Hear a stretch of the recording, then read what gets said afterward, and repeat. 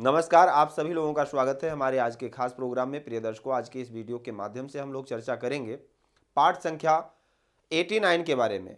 हम आपसे यही कहेंगे कि फलित ज्योतिष अगर आप सीखना चाहते हैं तो क्रमबद्ध तरीके से एक एक करके पाठ आप 100 तक पूरा कीजिए। निश्चित है आपका बेसिक तैयार हो जाएगा और इसके बाद जब आप फलित सिद्धांतों पर चलेंगे, उसमें सूत्र में सूत्र को मिला करके देखेंगे, फलादेश करेंगे, निश्चित है आपको बहुत अच्छा आनंद आएगा। देखिए, ये वेदांग है, वेद का अंग है। शब्द शास्त्रम मुखम ज्योतिषम चक्षुषी श्रोत्र मुक्तम निरुक्तम च कल्पः करो या तु शिक्षा से वेद सा नासिका पाद पद्मम द्वयम छंद आदोर बुधे। वेद का छठा अंग है, तो ये सार्थक है। निश्चित है कुछ ना कुछ आपको इससे ज्ञान प्राप्त होगा और जो कि आप अपने व समाज में अपने मित्रों को अच्छा मार्ग प्रशस्त कर सकते हैं। ज्योतिष एक ऐसा नेत्र है जो आने वाले शुभ हुआ अशुभ समय को बड़े आसानी से आपको बता सकता है। आपका समय कैसा है, तो इसीलिए समाज में जो ज्योतिष आपको परोसा जा रहा है उससे दूर रखने के लिए, यथार्थ ज्ञान को समझाने के लिए आपके लिए ये पाठ मैंने प्रारंभ किया है। इसको आप अध्ययन करें। निश्चित है आपको हर एक चीज़, छोटी छोटी चीज़ें आपको समझ में आएंगी। आप प्लेलिस्ट में जा कर के और षडबल को पढ़िए। षडबल में आपको ये पता लगेगा, जहाँ पर आपको लोगों के माध्यम से डराया जाता है कि आपका ये ग्रह नीच राशि का हो गया, आपका कुछ नहीं है, सब बेकार हो गया, वहाँ पर आपको ये पता लगेगा कि कोई भी ग्रह अगर नीच राशि का होता है तो 100 में से कितने नंबर उसके कम होते हैं? मात्र 3 नंबर कम होते हैं। अगर कोई भी ग्रह दिग्बली होता है तो 100 में से 16 नंबर प्राप्त होते हैं। फिर आपको समझ में आएगा कि कितना वो कमजोर होता है या कितना बलवान होता है उच्च राशि का होने से। ये यथार्थ ज्ञान है। तो वहां पर ये भ्रमता की जो स्थिति फैली हुई है ज्योतिष की, ये आपकी क्लियर हो जाएगी और फिर आपको समझ में आएगा कि ज्योतिष यहीं तक नहीं है, बहुत बड़ा विषय है। ये ऐसा विषय है कि सागर में सुई ढूंढने जैसा है। एक भाव का फलादेश करने के लिए आप अगर देखना चाहते हैं तो आप जाकर के वहां पर देखिए, आजीविका निर्णय के नाम से 18 वीडियो बनाया है प्लेलिस्ट में।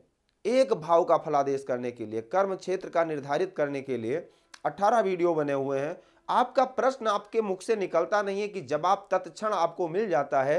कौन सी ऐसी विद्या प्राप्त है लोगों को जो आपके प्रश्न पूछते ही तुरंत उसका आंसर प्राप्त आपको। जिस एक भाव का फलादेश करने के लिए 18 वीडियो, 20-20 मिनट के 18 वीडियो बने हैं। आप खुद समझ सकते हैं कि ज्योतिष इतना आसान नहीं है जितना कि आपको बताया जाता है। इसीलिए अगर इसकी गहराई को समझना चाहते हैं, क्रम से आप पाठ संख्या 1 से अध्ययन करें और 100 तक पहुंचते पहुंचते आपको बहुत कुछ नॉलेज हो जाएगा। उसके बाद हम लोग तो और आगे अध्ययन करते रहेंगे। जो भी आपका अगर प्रश्न भी है ज्योतिष से संबंधित या कोई चीज़ नहीं समझ में आती है, कहीं पर किसी भी वीडियो में अगर आपको कुछ भी नहीं समझ में आता है तो उसी वीडियो में आप कमेंट करें और उसके बाद फिर आप फ़ोन कर लें। और जो भी आपकी भ्रमता है या ज्योतिष के पाठ से संबंधित जो भी जानकारी आप लेना चाहते हैं वो आप ले सकते हैं निःशुल्क, बिल्कुल उसका कोई पे नहीं है। तो आज के इस वीडियो के माध्यम से हम लोग समझेंगे तीसरे भाव के कारकत्वों के बारे में। देखिए, पहले इसके बारे में एक एक शब्दों में जानकारी दी गई है।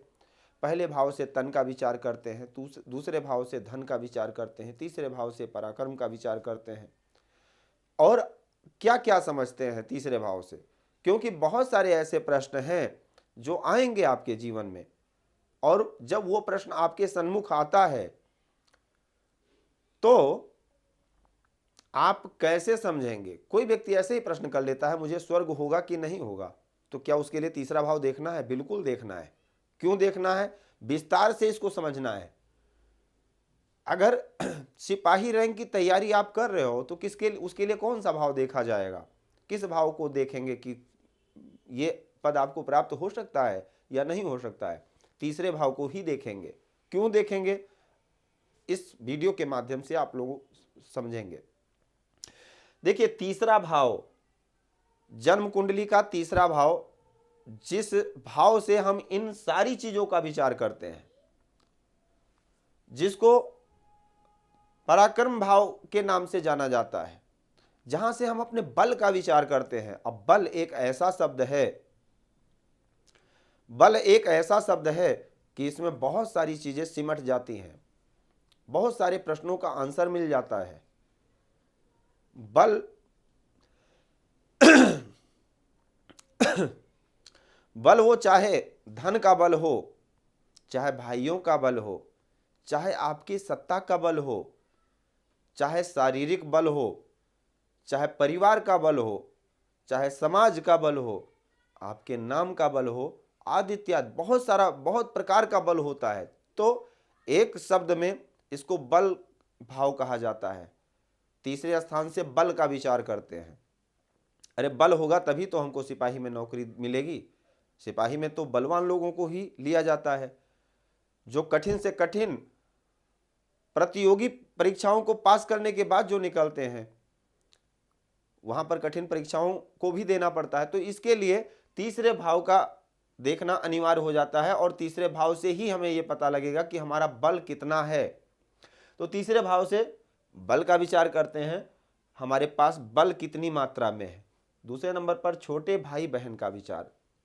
देखिए, छोटे भाई बहनों का विचार, छोटे भाइयों का विचार हम तीसरे भाव से करते हैं, क्योंकि भाई भी हमारा, भाई को बाजू माना गया है। हमारे कई भाई हैं अगर, तो कोई भी पड़ोसी या कोई भी शत्रु दुश्मनी करने से डरेगा, लड़ाई करने से डरेगा कि अगर करेंगे तो कई लोग हैं ये, फिर अंजाम अच्छा नहीं होगा। तो भाई भी बल है। धैर्य, अब धैर्य का विचार अगर करना है तो बल तीसरे स्थान से कैसे करेंगे? इसलिए करेंगे, तीसरा स्थान ही बताएगा बल होने के बावजूद भी आपके पास धैर्य कितना है। जिसके पास बल है वही तो धैर्य रखेगा, और जिसके पास है ही नहीं कुछ, वो तो धैर्य है ही है उसके पास। लेकिन जिसके पास बल है और बल होने के साथ जो धैर्य को रख ले, बल में ही धैर्य है, तो धैर्य का विचार तीसरे स्थान से ही किया जाएगा। युद्ध का विचार, युद्ध हम करेंगे या नहीं करेंगे, इसका भी विचार तीसरे भाव से। मार्ग में आने वाला स्थान, हम किसी भी यात्रा को प्रारंभ करते हैं, मार्ग में कौन कौन से स्थान आता है और किस प्रकार से उसको हम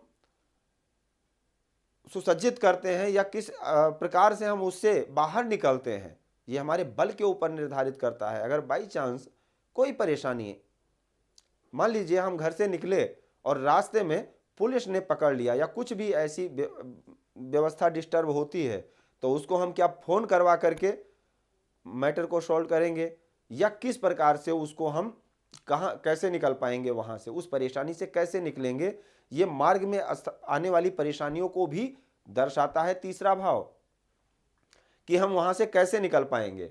छोटी यात्रा, छोटी मोटी यात्राएं जो होती हैं, उसका विचार भी तीसरे भाव से किया जाता है, स्वदेश में, विदेश की नहीं। और चित्त का भ्रम, अब चित्त का भ्रम तीसरे भाव से कैसे? चित्त की अगर हम बात करें तो हृदय स्थान चौथा भाव है, चंद्रमा चित्त के कारक हैं। और भ्रम, यानी भ्रम का मतलब चित्त का भ्रमित हो जाना, कहीं ना कहीं चौथे स्थान से अगर देखा जाए तो वो 12वां घर है, तीसरा स्थान। तो अगर चौथे स्थान में किसी भी प्रकार की कोई पीड़ा आएगी, चित्त का विचार हम चौथे भाव से करते हैं, और उसमें अगर कोई पीड़ा आई तो उसके लिए तीसरा भाव वो व्यय स्थान है, चित्त के व्यय को दर्शाता है। तो हमारा चित्त अगर भ्रमित हुआ तो उसके लिए तीसरा स्थान कारक होगा, तीसरे भाव से ही उसका विचार किया जाएगा कि हमारा चित्त कितना एकाग्र है या भ्रमित है, इसका विचार तीसरे भाव से ही किया जाएगा। क्योंकि तीसरा जो स्थान है, किसी भी भाव का 12वां भाव उस भाव का व्यय बताता है। तो इसलिए चौथे भाव का 12वां भाव है तीसरा भाव, इसलिए तीसरे भाव से चित्त का भ्रम देखा जाता है। सामर्थ्य, हमारे पास कितनी सामर्थ्य है। पराक्रम, हमारा पराक्रम कितना है। स्वर्ग, अब स्वर्ग का विचार तीसरे भाव से, क्यों? क्योंकि धर्म स्थान 9वां भाव है, धर्म स्थान 9वां भाव है और 9वें भाव का 7वां भाव है तीसरा भाव।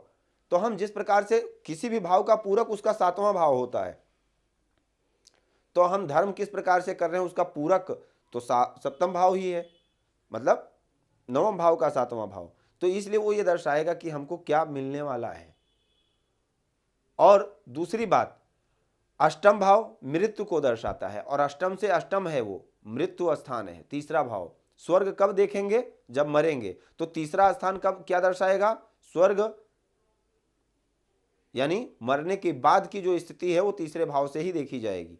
अष्टम से अष्टम है वो भी आयु स्थान है, तीसरा भाव भी आयु स्थान है, इसलिए स्वर्ग का विचार तीसरे भाव से किया जाएगा। आयु का विचार तीसरे भाव से किया जाता है क्योंकि अष्टम से अष्टम है, अष्टम का पूरक है। अष्टम से अष्टम भावत भावम का सूत्र लगाते हैं, तो अष्टम से अष्टम है तो यहां से आयु का विचार करते हैं।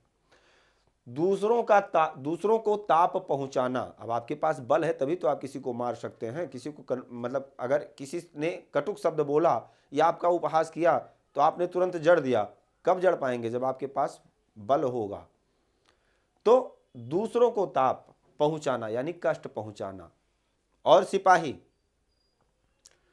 सिपाही यानी बल आपके पास होगा तभी आप उस परीक्षा में पास हो सकते हैं, चाहे वो किसी भी फौज में हो या सिपाही रैंक की तैयारी अगर आप कर रहे हैं, क्योंकि सिपाही आदि का विचार तीसरे भाव से ही किया जाता है। आपके पास बल होगा तभी आपका सिलेक्शन होगा, वहां पर बल की ही जरूरत है। तो इसलिए आप बलवान होंगे तभी आपको वहां पर एंट्री मिलेगी। सिपाही रैंक की जो जॉब है उसके लिए हम तीसरे भाव का विचार करते हैं, तीसरे भाव से ही विचार करते हैं। सूरता आप कितने सूर हैं? बलवान है। अब अगर बलवान है आप, अगर मान लीजिए अपने आप में बलवान होंगे तभी आप प्रतिष्ठित होंगे। अच्छे लोग शौकीन होते थे पहले लाठी चलाने में, तलवार चलाने में, भाला चलाने में, एक से एक शस्त्र विद्याएं सीखते थे जिसमें उनका नाम होता था। तो तीसरा भाव आपके बल को दर्शाएगा, आपके पास बल, आपने कौन सा ऐसा महान कार्य कर रखा है। बड़े बड़े सूरमाओं को क्यों याद किया जाता है? उनकी सूरता के बल पर। इसलिए सूरता आपके पास कितनी है उसका भी विचार तीसरे, बल होगा तभी सूरता दिखा पाएंगे। तो मित्र का विचार, आपके मित्रों से भी बल प्राप्त होता है, इसलिए छोटे भाइयों से भी बल प्राप्त होता है, मित्रों से भी बल प्राप्त होता है। तो मित्र का विचार भी तीसरे स्थान से ही किया जाता है। कंठ का विचार, गला आपका कितना सुंदर है, कितना अच्छा गा पाते हैं, कितना अच्छा बोल पाते हैं, कितना अच्छा खाते हैं, ये सब, इसका सबका विचार तीसरे स्थान से। और खाने का विचार भी, दोषपूर्ण खाना, इसका विचार भी तीसरे स्थान से ही किया जाता है। धन का विभाजन, अब धन का विभाजन यानी चतुर्थ स्थान जो कि हमारी पैतृक संपत्ति है, मातृभूमि है, विरासत में मिला हुआ धन है, और उसका विभाजन कब होगा? जब उसके 12वें घर के स्वामी की दशा आएगी तब वो टुकड़ों में बंट जाएगा। यानी घर का बंटवारा कब होता है? जब तीसरे भाव के स्वामी की दशा अंतरदशा आती है, या उस प्रकार से वो उसी भाव से विचार किया जाएगा, तीसरे भाव से विचार किया जाएगा। रुचि, आपकी रुचि क्या है, कैसी है, इसका विचार भी तीसरे स्थान से करेंगे। अच्छे कुल में जन्म लेना, किस कुल में, कैसे कुल में जन्म हुआ है, उसके लिए भी तीसरा भाव देखा जाएगा। दूसरे नंबर पर नौकर दास दासियां, सेवक का विचार तीसरे स्थान से ही किया जाता है। देखिए सुख स्थान है चौथा भाव और उसका बे स्थान है तीसरा भाव, तो इसलिए सुख में आपके पास कितने लोग हैं, कितने दास दासियां हैं, उसका विचार तीसरा भाव ही बताएगा। महान कर्म व निज धर्म, देखिए हम कोई भी महान कर्म करते हैं उसका विचार भी तीसरा भाव ही बताएगा। और निज धर्म, हम रोज कितना धर्म कर्म करते हैं, क्योंकि धर्म स्थान जो कि 9वां स्थान है उसका 7वां स्थान तीसरा स्थान है। तो इस प्रकार से अगर आप समझेंगे तो निश्चित है एक एक छोटी छोटी बातों को आपको समझना होगा और कारकत्वों को जरूर याद रखना होगा। चाहे किसी ग्रह का कारकत्व हो, चाहे भाव का कारकत्व हो, दोनों को आप याद रखेंगे तभी आप तुरंत आप उस भाव पर जा करके उसको अच्छे से फलादेश उसका समझ पाएंगे। तो आज के लिए सिर्फ इतना ही। आप सभी लोगों को बहुत बहुत धन्यवाद। जय सिया राम।